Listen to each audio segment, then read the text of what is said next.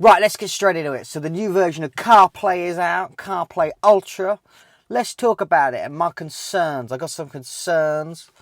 But first of all, let's jump into the video from Aston Martin and let's look at it. Let's look at what's coming out and what the new features are. Okay, so you can see here, they're showing what is the main instrument cluster that appears to be running this CarPlay Ultra. Okay, so that's the centralised screen. You've now got these additional options for radio and climate control, which I think is a much needed thing. Like, why can't I do that now? Why have I got to leave to go to the original OS? Why can't I do that now?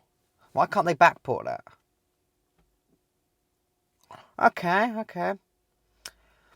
It all looks quite good. I like the style and the design and all that sort of stuff. They've done quite a good job. So this is clearly the Maps application. They've had to redesign what that looks like. And I'm guessing there'll be some APIs for developers to allow us to do this. But this does look quite cool and quite futuristic. This is, if I go back, where's the mouse? If I go back, I'm quite interested in here, what this means. Here, where it says paired iPhone. Is that a saying that the iPhone is running the system or the iPhone is just connected to the system? Because this is one of my concerns. With CarPlay now, you're requiring, most of the time you require a cable, but sometimes you can do it wirelessly. But the amount of bandwidth you're pushing through that link to show it on the screen, I'm concerned that maybe this won't be as reliable. Like, I have issues where if I jump too hard or the car turns too fast, the cable comes loose from the phone and the CarPlay goes off.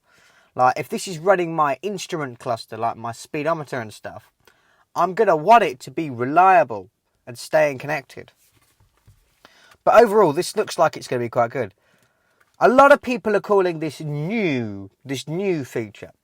But actually, I'll take you back to a video from WWDC 2024, I think you said 2014 there, where actually they're covering it here, where they're talking about the new instrument clusters and how to design them if you've got access to the CarPlay components.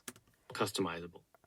So actually it's not that new. It's been around for a while and they've had all the stuff out. The issue is getting cars to support it. Like, building a car with this sort of new fancy stuff is a real commitment by the car manufacturer.